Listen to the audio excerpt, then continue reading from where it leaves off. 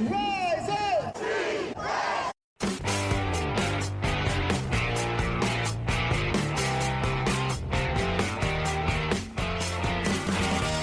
This is the Rise Up See Red podcast, all about the Arizona Cardinals and the NFL, featuring insider and outsider perspectives. Enjoy the best hour of Cardinals talk on the web. Now here are your hosts, Jess Root and Seth Cox.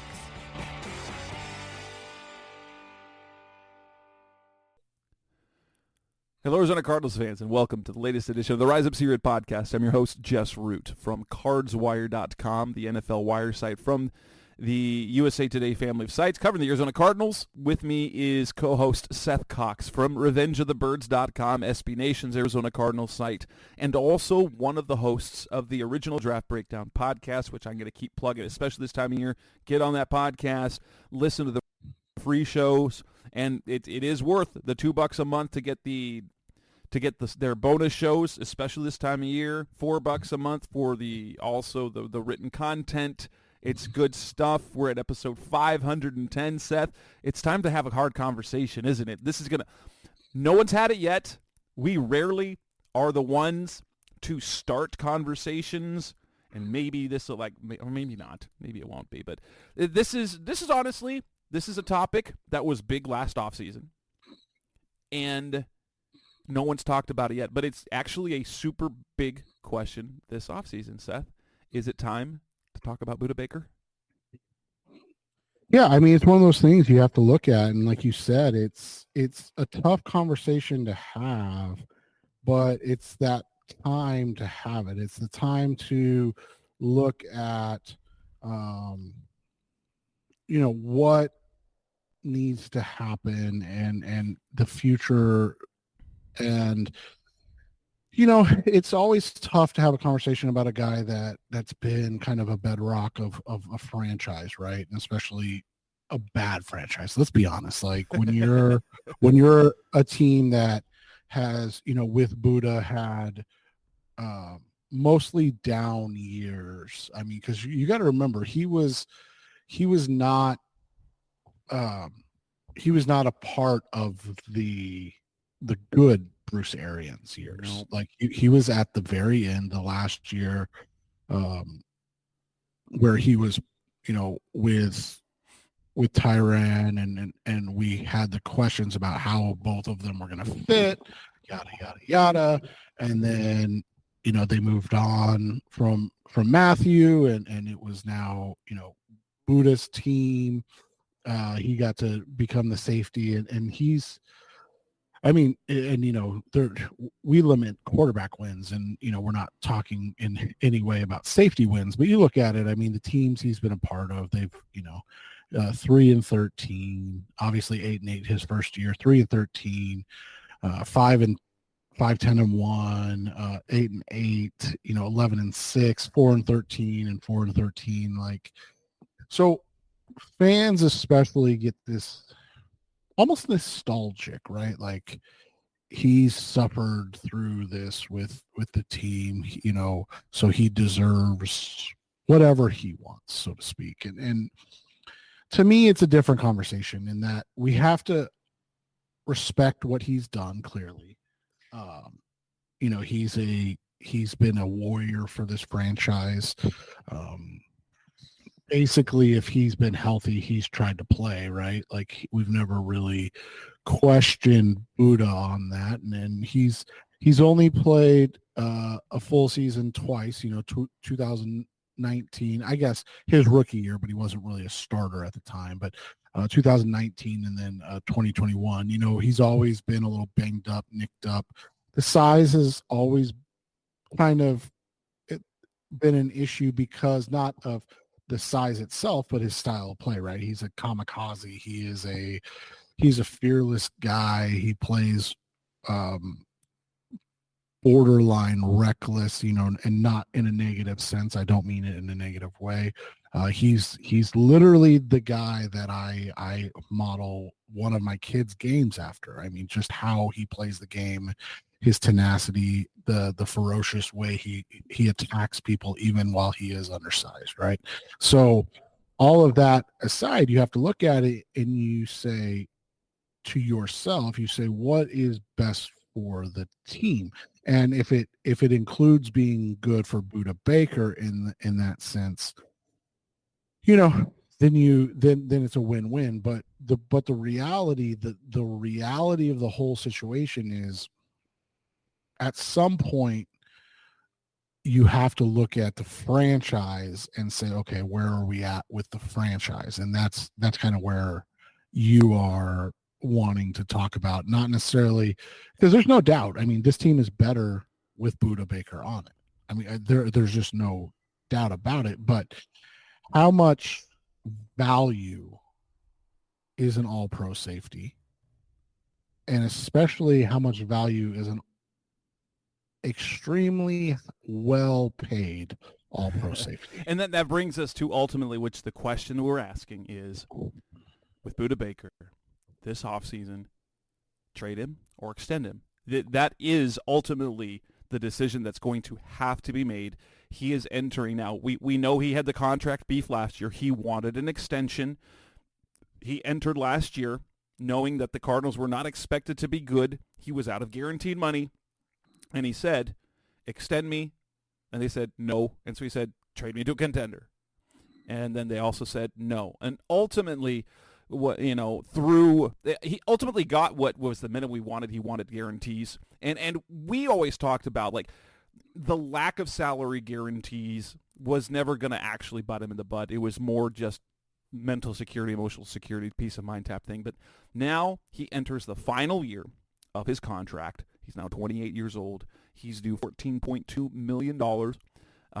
None of it's guaranteed. There is no, there's no big decision they have to make because of a roster bonus that's due. They have thrown him a little more money. There's $400,000 tied into a workout bonus. But ultimately, we have to make a decision. We're going to run into this with two players.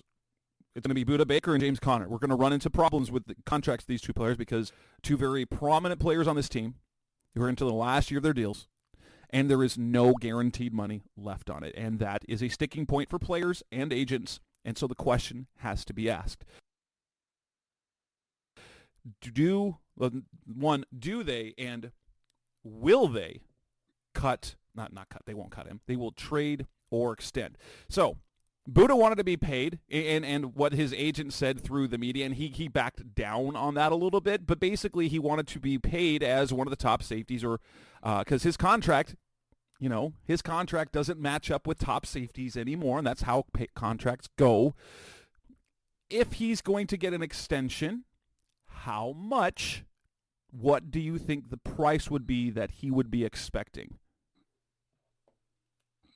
That's the tough part, right? So you look at the safety position in general, and we can go off a bunch of things. You talked about spot track, and I think that they do an excellent job kind of putting things into perspective, right? Like, but I've been really diving into PFF's model, especially with how they kind of project salaries. And if you go to like this season and you look at the free agents, there's a couple guys that really kind of fit what Budda is. That's Antoine Winfield, who, a lot of people lamented him not making the Pro Bowl, and Budda Baker making the Pro Bowl over Antoine Winfield. Antoine Winfield's 25, free agent for the first time, going to get that big contract. He's projected at $16.25 million a year.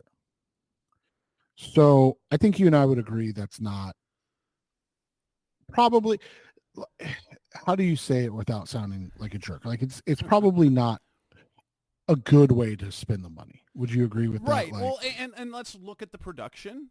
Let's just look productive. As we look at this season, granted, new defense, we are starting to see chinks.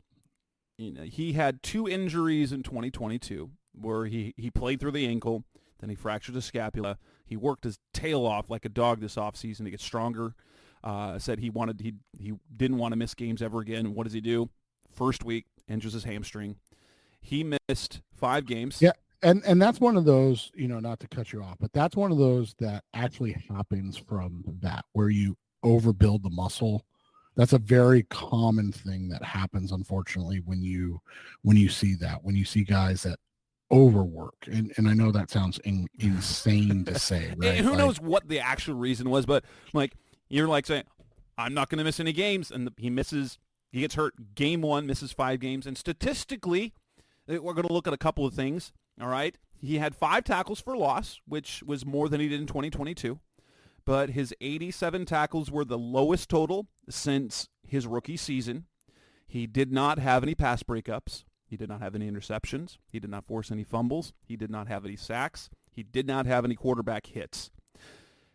If you look at it, and this is just a random, the approximate value that he had this season, that's a Pro Football Reference stat that they kind of compute, and it's, for lack of a better thing, I guess it's the closest thing to football war that you have in baseball, with it's only for one side.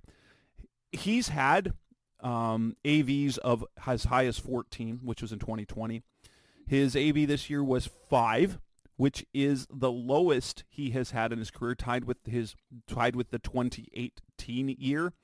And so I'm not saying he's a player in decline, because at 28 years old, you should be able to feel like he's got at least a couple of more years of quality productive football. However, in this defense this year, his impact was more intangible than tangible playmaking on defense. He's still extremely smart. He tackles very well.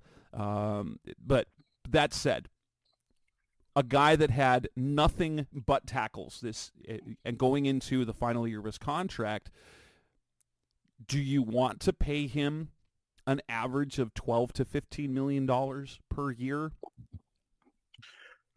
Yeah, and that's the thing is, you look at it, the market is saturated right now. So let me ask you this. Do you think it's going to be plausible to deal with Budda after Winfield and Kyle Duggar and Cameron Pearl all sign,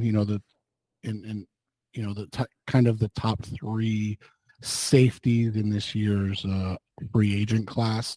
Because if you're able to wait, what that does, or what that allows you to do, is make a decision then based off kind of what the market's dictating, right? And you say, okay, well, the market's saying that, Antoine Winfield at 25 is worth, let's say he gets a three-year, $50 million deal. That's a little more than, it's about that $16.25 million, right? If Antoine Winfield is worth that, and Budda he's only going to be 28 this year. So, but that's 3 years older than Antoine Winfield, the all-pro safety. Wouldn't you think like 336 is like the max you can do for him? Or are we going to get to the point where the nostalgia plus the time, plus the, he's stuck around and been a good soldier, so, he needs that 15 or 16. Like, you can't get caught up in that in this situation. And honestly, sure. That'd be fantastic to pay him that much. Again, we are on this podcast pro player get paid, but we also recognize team build. That doesn't mean, we're not saying that Budda shouldn't get paid $15 million a year. If he can get $15 million a year, I'm absolutely for that. 1,000%. Does that mean the Cardinals should pay, or if that, I guess the question is that the best way to use their cap space and their money at this point in time, this offseason, with what they're trying to accomplish? Well, and I can double down on that, or kind of add to that. Is his impact, and again, there's no question, this isn't a question of his ability. Nobody is questioning that. but is his impact overall on a defense that has been ranked the worst defense in the NFL, I think 3 times while he's been, one of the captains, and that's, neither here nor there, but like, is that where you want to continue to invest? Or do you take that, if it is 15 million, say it's 15 million, and you say, oh, you can go get, let's just throw names out, right?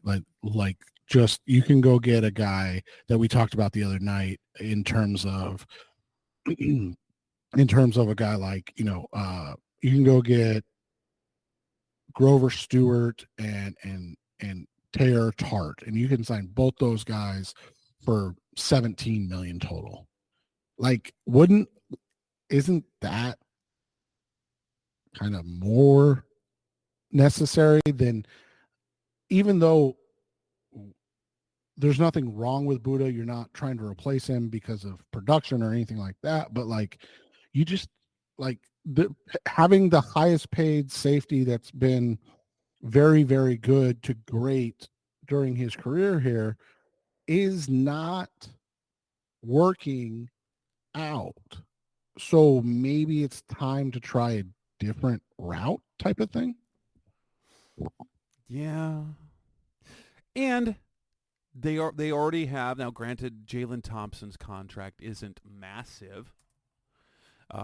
They already are paying him, and he will make 2024 $8.3 million. But that's the other shoe to that. Yes, and he's going to count 12.5 against the cap this coming year, and right. He was, and here's the Jalen. He's 25 years old, and ball productive as well.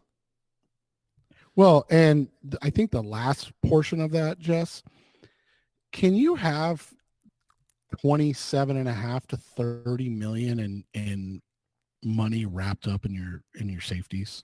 Not like, again, when you don't have a pass rush or an interior presence.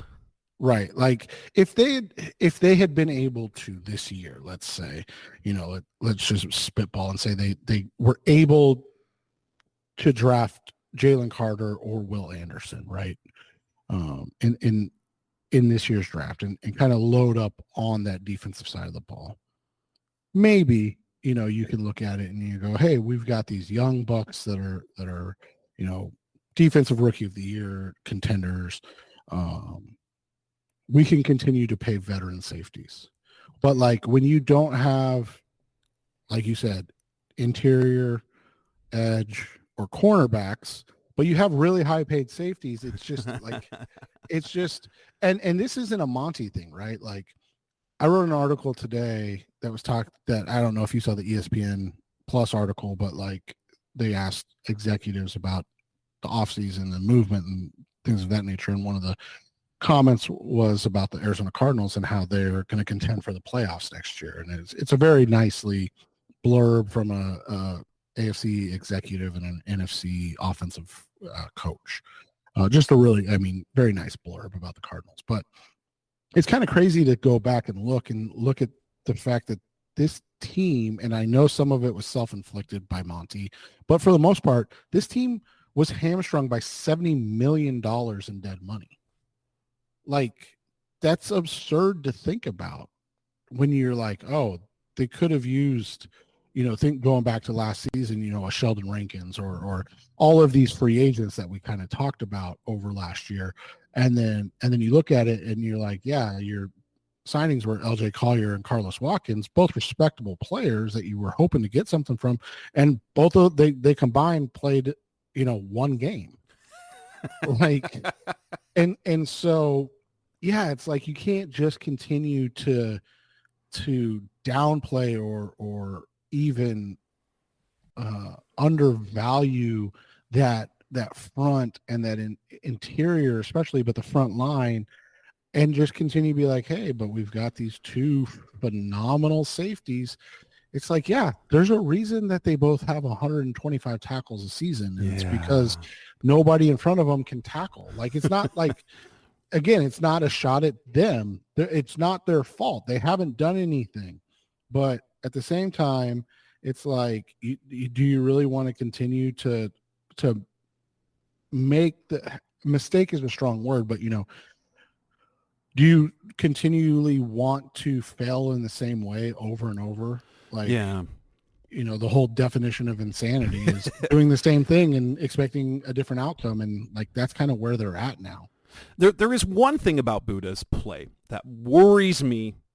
I'm not predicting this, so if anyone construes this and for some reason, any reason this got to that, I'm not trying to trash Budda. There is one concern I have is because of the build that he has with the physicality that he plays, that perhaps there will become a point, I don't know if it's begun now, or if it's coming in the next couple of years, where his body will not hold up for an entire season.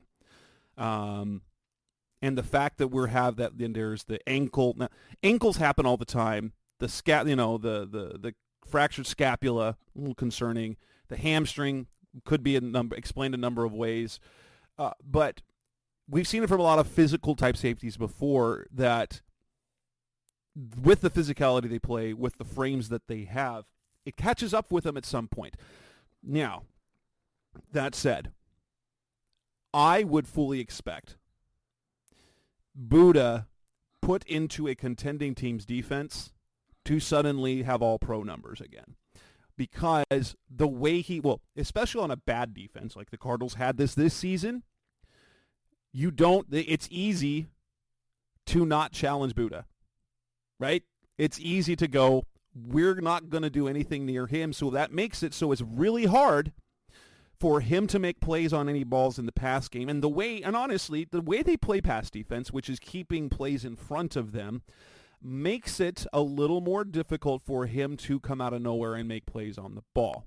So he's a great tackler. And Thompson was the one that they used more for deep coverage, right? Which allows him to make more plays on the ball, get turnovers and things like that. You put him in a talented defense with great players up front, you're going to see Budda making massive plays, right? We've even seen it in Arizona. But my prediction,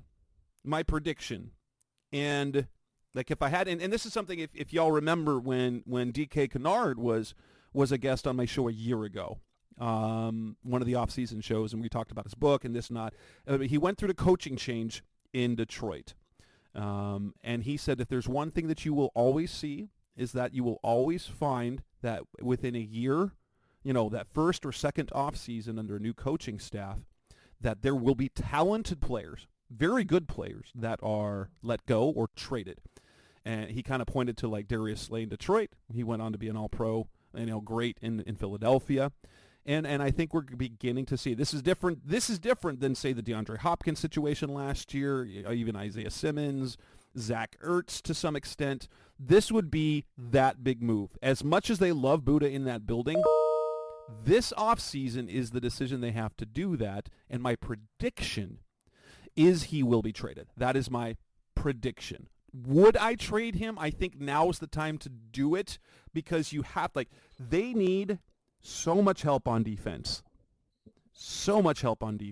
Yeah, and people misconstrue what you're saying, and it's something that I think we've tried to articulate, but it's never easy. They need so much help on defense, and people will be like, then why are you taking away one of the two best players? Because it's the impact of getting 3 or 4 up, front 7 players will have far more impact defensively than extending Budda Baker, whose level of play we already know. Right. And that's just the reality of it. It's not that the safety position is not important. It is heavily important, but it's also one of those, it's kind of like running back, right? Like, it's one of those positions that relies so much on other players to be able to do their job. And so for Budda to really excel or be the best of himself, it takes a guy, it takes adding talent, and we know, we're just realistic. We know it's not going to be Chris Jones. It's probably not going to be a Justin Matabuke, no matter how much you and I would love to see them add a phenomenal 26-year-old interior presence, right? Probably not going to even be a Christian Wilkins. But then once you get to like the Leonard Williams, the DJ Readers, the Grover Stewarts, those guys, and you look at it, you're like, oh, you could add one or two of those guys along with an older guy like a Fletcher Cox or a DeQuan Jones or a Maurice Hurst, and you can add those guys to this roster.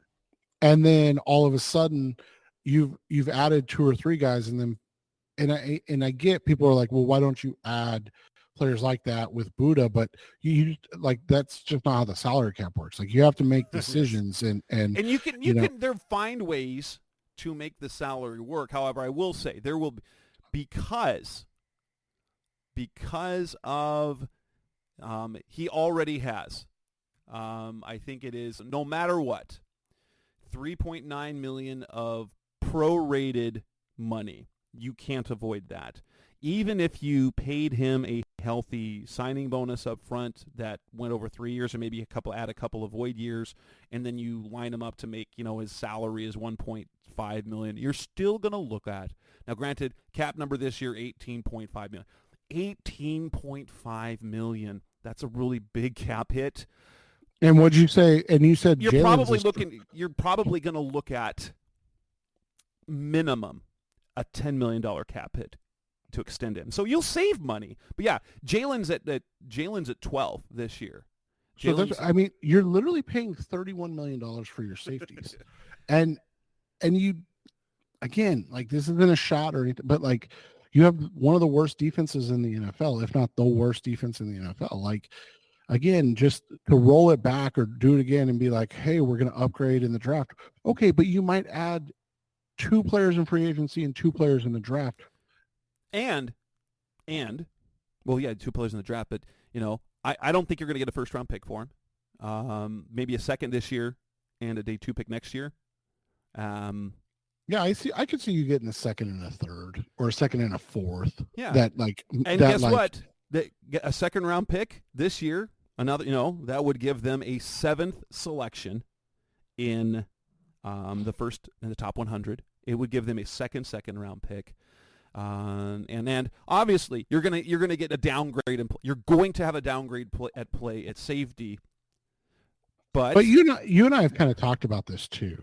Can you survive if you significantly improve at the front 7, and you replace Budda with an average player or a slightly above average player? But you and I have talked about it too. What's crazy about Jonathan Gannon's defense is how he tends to get a lot out of safeties and linebackers that aren't exactly the highest paid or I'm not saying we want Andre Sacheret starting.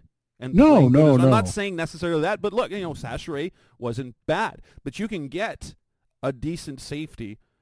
Well, so to your point, you can get a Marcus Epps and a CJ Gardner-Johnson really easily. You could actually get you could get Gardner-Johnson this offseason. You literally can. Right, and that's kind of my point. Like, you can get those guys very, very easily. They're not difficult type of players, impact players to find.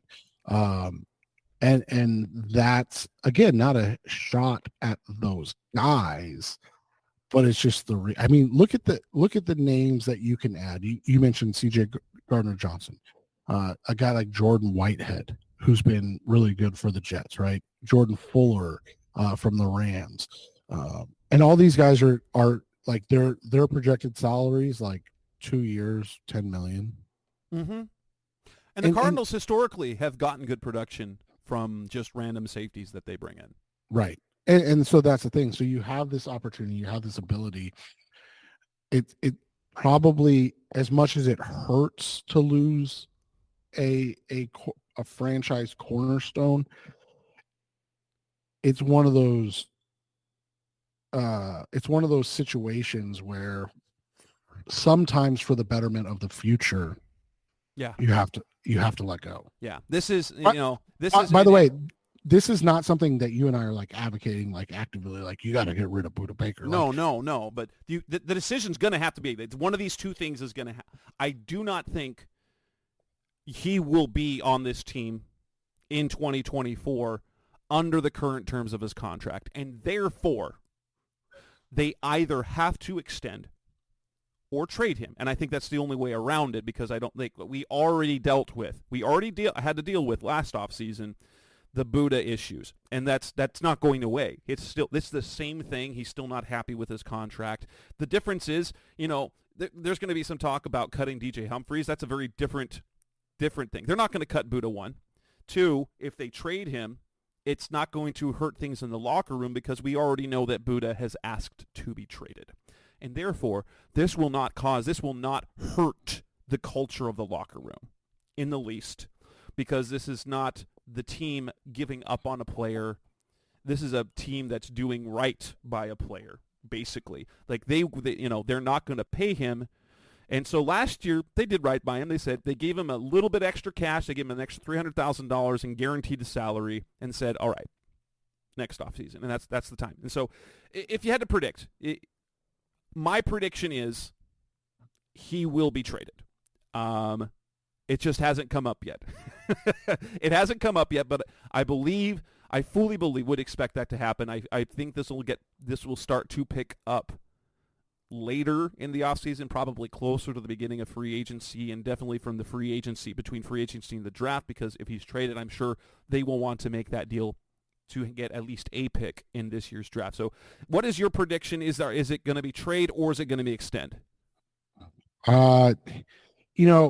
With Monty, I'm not as confident, but I still tend to hedge that they'll extend him. But I'm hoping that with the new regime that this is less a commonality of what we've seen with Bidwill, and insisting on guys like, because that is one of the things we probably didn't cover that we probably should have. Bidwill probably wants Budda on the team. Right, because he's big on those Cardinals for life type things. So, I'm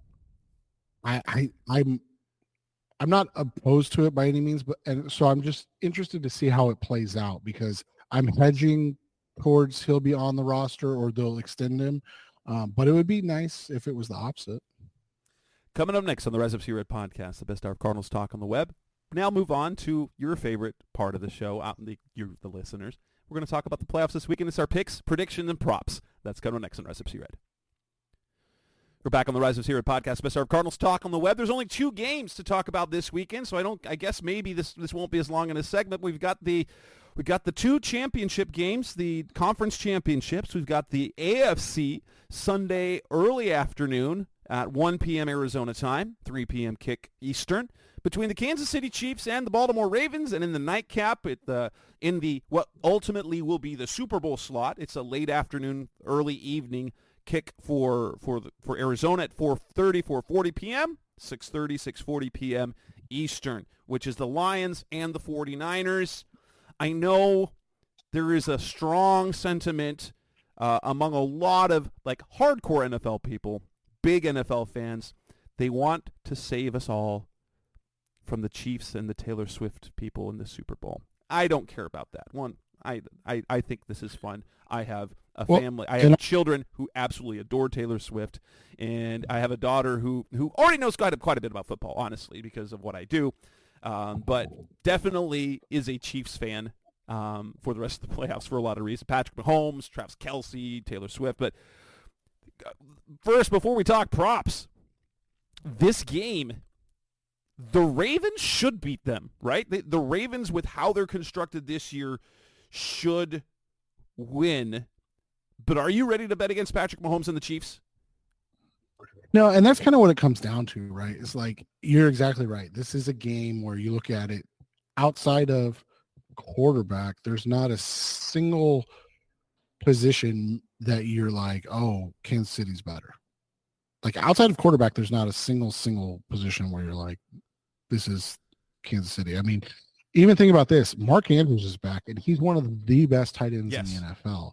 Now, it's not fair to expect him to be at Travis Kelce's level, but with the way that the Ravens defense works, especially their inside linebackers and safeties,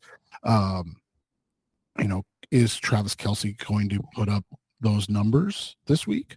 You look at this whole thing and it just comes down to the fact that I am of the opinion still that until you consistently beat Patrick Mahomes, I can't bet against Patrick Mahomes. The Ravens in the playoffs haven't beat Mahomes. Very few people beat Mahomes in the playoffs. I mean, I know he's 3-2 in AFC Championship games. I would love to have any player that was been to 5 championship games. I mean, let's be honest. So I'm going begrudgingly with the Chiefs. So they're +4. I'm going to take them on the money line. Same. So obviously they're covering the 4. I'm going to take the over 44.5 as well. I think this one is a good one. I think we get a good game, 27-24 Chiefs. I like that. Yeah, and this is exactly this type of thing again. Everything about this Ravens team should, like, if they're playing the way they should and then they're capable of, they can totally cause problems and run away with this game. The problem is, however, Kansas City is battle-tested. Now, the Ravens did get the monkey off their back a bit. However, who did they do it against? They did it against basically a rookie team that made the playoffs in the Texans, who were very good. I don't want to take anything away from what the Texans did. However, that's far different than going against a team that is battle-tested. You're going against one of the very best coaches in history in Andy Reid, one of the best quarterback, like the best quarterback of this generation, now a historically great quarterback in Patrick Mahomes. And this Kansas City defense is the best one that Patrick Mahomes has had. And so, that's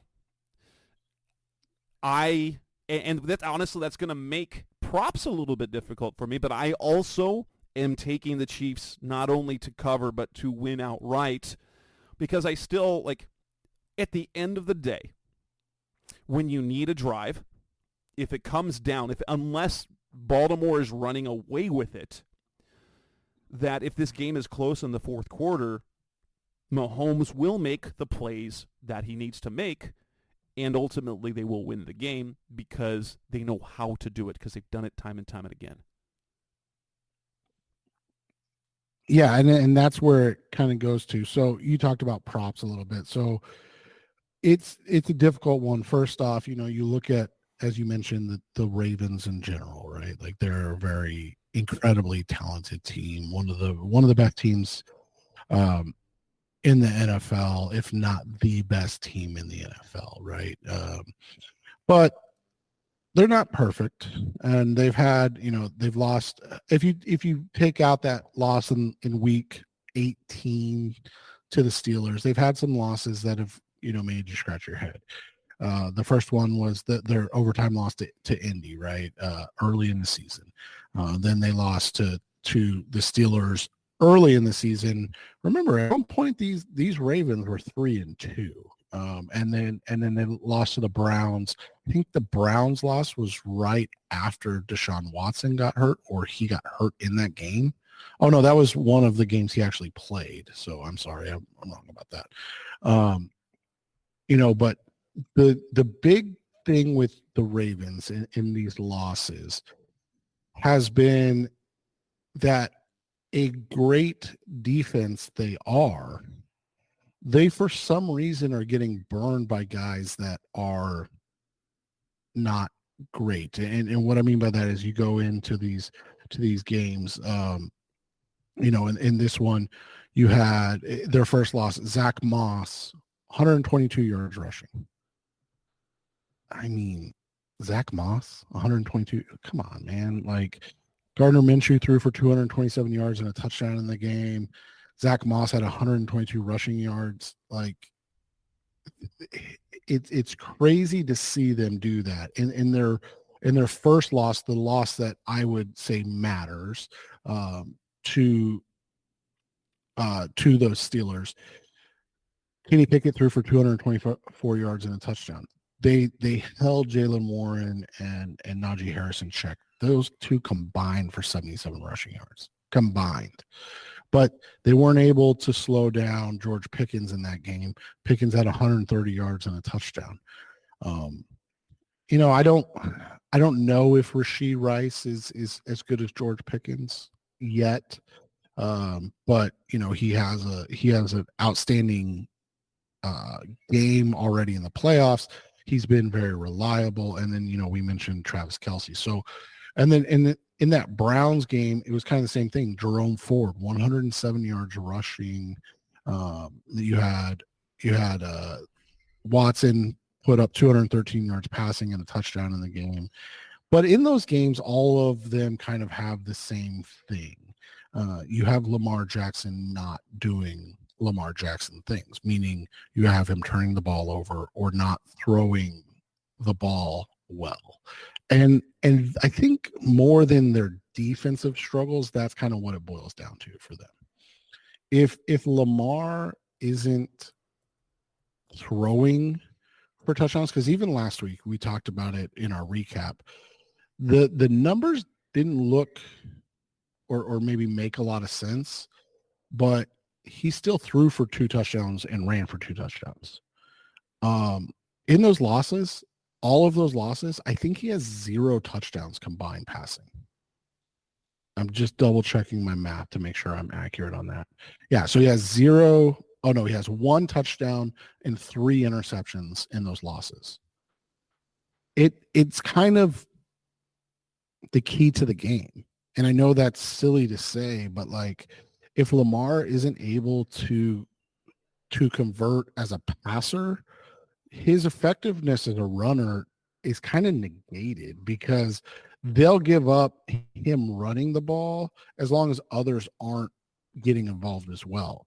But when he's able to do both at a high level, and you spelled it out after the last game, right? Like first time in NFL history that you had a guy run for 2 touchdowns, throw for 2 touchdowns, and have over 130 passer rating. Like first time in it, like if that's, and he doesn't have to be at that level, obviously, but if he's not able to throw the ball consistently and for touchdowns, then all of a sudden it really changes the dynamic of their offense. I think getting Mark Andrews back is big, but overall, this is a game where it's going to come down to, is Lamar able to do enough, not just throwing the ball, but throwing the ball for touchdowns for this to happen? His over-under is 1.5, and it's plus 140. There's a reason for that. Like that is, everybody understands that's kind of the number. If he hits 2 touchdowns passing, they're probably going to win this game. It's just a matter of, will he do that? Yeah. And so as we look at some of these props, the one that I kind of like up for the quarterbacks, I don't know. I'm hemming and hawing when it comes to some of like the passing type things. But if we look at the rushing numbers, and for me, it's not total rushing yards. It's the receive. It's the rush. It's not the passing yards, rather. It's the rushing yards, and it is for longest rush. And what I like about this is, can we pull it up? I'm having issues pulling crap up. Interceptions. Longest rush yards on DraftKings right now. Who are you? Mahomes I was looking at Mahomes at Mahomes 12 over and a half, 12 and a half at minus 105. I think that's a really good one because, you could go over 16 and a half for Lamar, but it was like 125. So that's fine. But I really like the Mahomes one. Yeah, I like that one. And Justice Hill over 11 and a half at minus 105. Both of those feel, I don't want to say gimme because there's never a gimme, but both of those feel like, because when Hill gets in, that's where his carries tend to be at, right? Is like they look for him to make not necessarily a big play, but a long run. Last week he had a 14-yard rush, so that would have got you over in that. You look at most of his games this year, Justice Hill, it's not every game, but when he gets the touches, he's got an 11, a 14, a 14, a 15, a 18, a 27, and a 41-yard rush on the season. He rarely gets enough carries to even make a difference, but he, in those 4 to 6 carries, he usually breaks one for about 15 yards. What about Pacheco at over 15.5? Love it. I love that one. Okay, I was going to say because he'll break one at least. I think he breaks one at least in this game. Yeah, and Devin Singletary was 16 last week. That was his long, and we know that Pacheco, barring injury, obviously, is going to get more carries than 9 carries. Yes, yes, and because his style of running, he's fun to watch. The memes that are hilarious about him, but the way he attacks the open field is really fun to watch. Here's one that I kind of like a prop. And this is a big money one, is that it's the combined touchdown score and win. And it's not a crazy one. It's Isaiah Pacheco to score and Chiefs to win at plus 350. I think, of all those combined, it's a little mini parlay basically. But it's not a crazy one. I mean, Isaiah Pacheco in a good game, like if the Chiefs are winning, you could totally see Isaiah Pacheco scoring a touchdown. And the win plus 350. I think that's really super, super reasonable. Yeah, there's a couple passing or receiving props I really like. First one, I actually like Mark Andrews over 35.5. He's a security blanket. I think he's going to hit that. I like Marquez Valdez-Scantling. He's over 14.5. That's one catch for him typically. And if you want to get funky and ladder him, depending on your book, 20 plus 20 or 25 plus is plus 220. I wouldn't go to plus 40 unless you're feeling really froggy. That's plus 600. So you have to, understand kind of what you're getting yourself into there. Like it is a longer shot, but his under over at 14.5 just seems incredibly low because it's typically just one catch for him. Yeah. Mark Andrews, like you said, over 35.5. You want to ladder that to the 50 plus. That's plus 160 on BetMGM. I like that. I am I super confident in that? No, but in terms of the potential value there, I like that. Especially if you like the over 35.5, being able to get plus 160 on 14 yards more is a nice little value. And then the other one that I like is, even though it's really high, I do like Rashee Rice's over of 59.5. I would take him up to 70 in this game, which would give you a little bit more juice on that. Kelsey's an interesting one because 62.5 is a good number. I think it's fair. I think he's going to get the over there, but we saw last week, I think he finished with like 65 on 7 catches or something like that. So it's him as a touchdown thing. That's another like the touchdown score plus win. You get plus 375 with the Kelsey touchdown and Chiefs win. And then one more if you want to look at it. I would just take a gander at whatever book you use. I wouldn't take it on DraftKings. It's not good enough. I don't know what it is on BetMGM.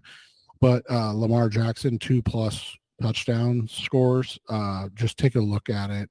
I don't know what it is, but it's plus 650 on this one. Not the juice isn't good enough, but I do like if you can get him at plus 1,000 or more, just two plus touchdowns. That's a good.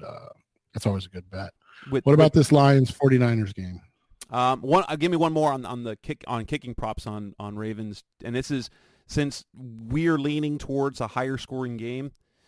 Both kickers plus odds on over 2.5 extra points made. Plus 100 for Tucker, plus 155 for Butker. So okay, I like those two. Yeah, those are good. Yes, I am not confident in the outcome, like for Detroit winning, but I love the Lions, how they match up with the Niners, because the Lions' strength is their run defense, which will limit what the 49ers can do offensively. So I think that they will slow the 49ers. And I think, as we've seen over the last few weeks, is that teams can run. They can be successful running the ball against San Francisco, though. Like outcome, I'm taking the Lions to cover the +7 at plus. And on BetMGM right now, you get plus. So it's even money at +100 if to cover the +7. That's good. Yeah, it's -105, so almost even money. I also like the over in this one, 51.5. I'm leaning towards the Niners winning this still. But yeah, I like the Lions to cover the +7, as you said. One of the worst props that I can just recommend to avoid, even though it's probably going to hit.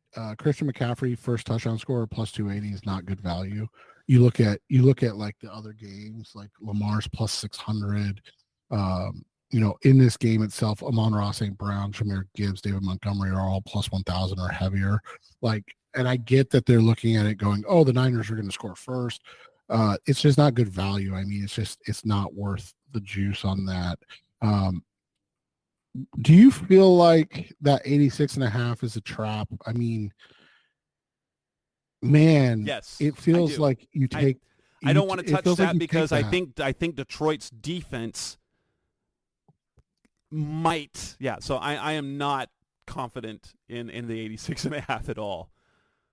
Yeah, I do like the prop. I gotta find it. The first one, it's weird that they don't have Purdy's rushing total, but they have his they do on BetMGM.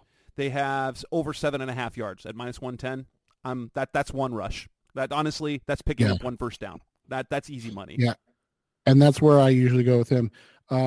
Jahmyr Gibbs over 75.5 rush and receiving yards. I do like that.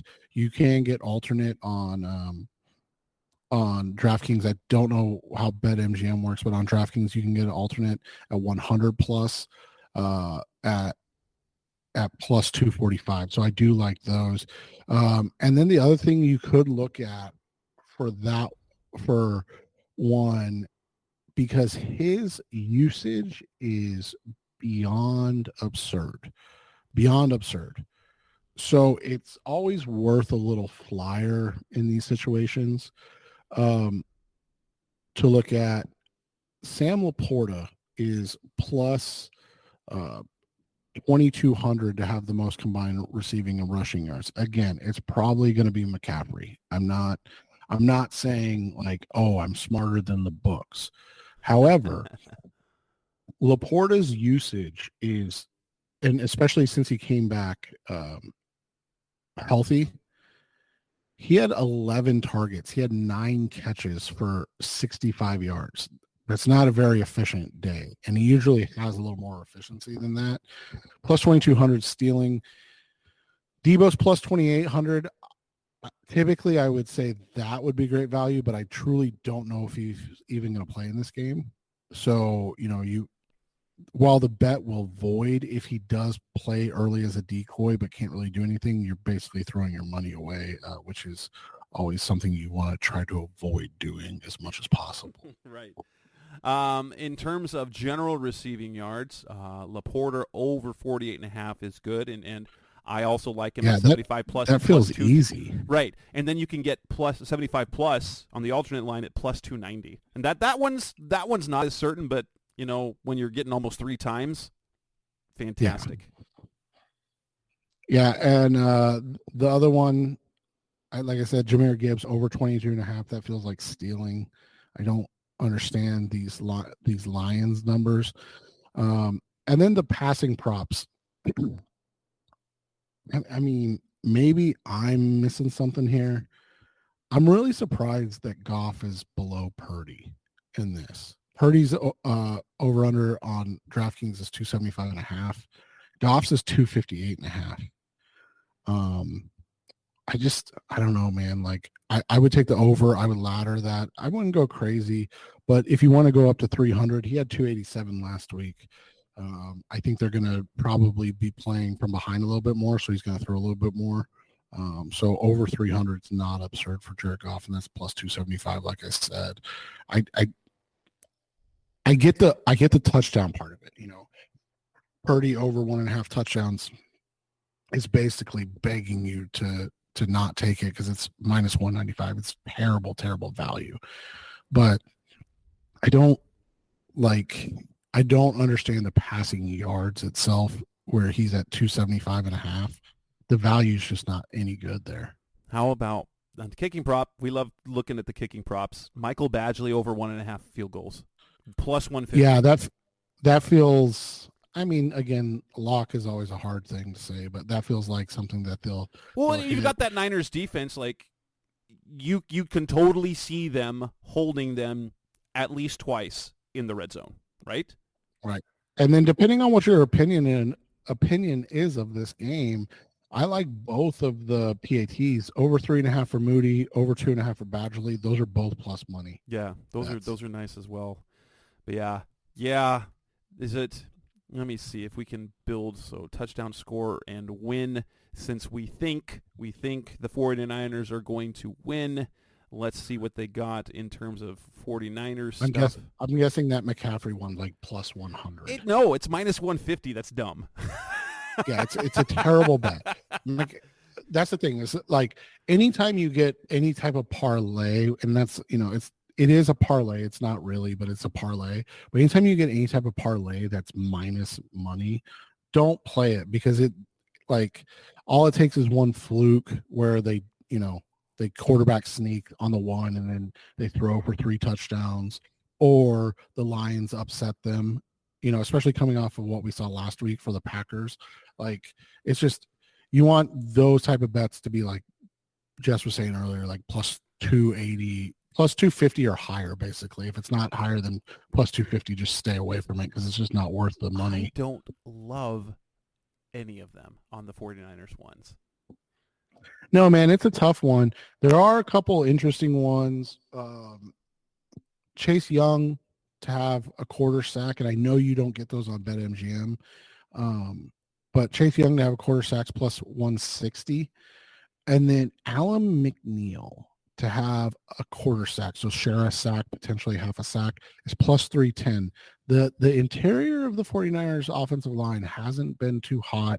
Aiden Hutchinson really dictates things. He's going to have a big game, whether it's on the stat sheet or drawing attention to himself. That, when it's that skewed and plus money, I like to look at those because he had 5 sacks this year. McNeil did. And he hasn't had a sack since week, it looks like 14-ish. And so he's kind of due for the way he plays and what he does. So I would look at that too. But yeah, this is an interesting one, man, because like you said, it could come down to, can Brock Purdy make plays and last game, or maybe not even that, right? Can the Lions take advantage when Brock Purdy makes a mistake? Because the Packers couldn't. The only team that really has this year has been the Ravens. Yeah. So we'll see how it's going to go. But this is an interesting one, man, because like you said, if they're able to control the run game, number 2 run defense in the NFL, if they're able to control the run game and really force things into Purdy's hands, one, Aiden Hutchinson, like I'm telling you, is going to have a field day. Their right side of their offensive line for the 49ers is bad. But his value is not great. You have to get a full sack, and it's basically even money, so not super worth it. But if that's if that's what happens, you look at this game and you say to yourself, man, this is a game where you could see an upset. How cool would it be to see the Lions in a Super Bowl, man? Even if they don't win, like just to see them get there. Yeah, that would be, let's go for that. Let's want that, but not have the Lions win it. We can't. Yeah, right. We like we've discussed, we can't let the Detroit Lions leave their misery completely. Not while the Cardinals right. Right. We But can't be the worst team in the NFL. No. Or franchise in the NFL. No. So with that, we will end this edition of the Rise Up See Red podcast, Best of Cardinals Talk on the web. It was episode 510. We'll be back again next week to talk more. We'll react to what we saw in the championship and the conference title games, and we'll have more Cardinals offseason stuff. That's Seth Cox. I'm Jess Root. Thanks for listening as always. We'll be back again next week.